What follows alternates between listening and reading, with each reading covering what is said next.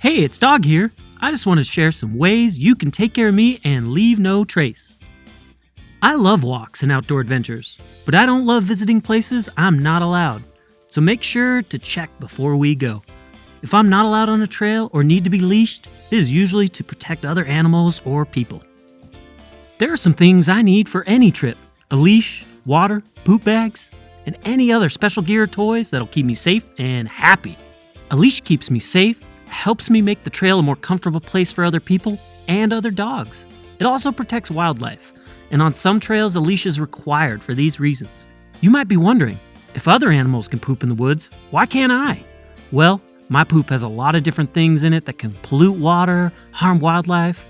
While wild animals eat items from that environment, my food has things like copper sulfate, chicken byproduct, and yellow number 5. Yum.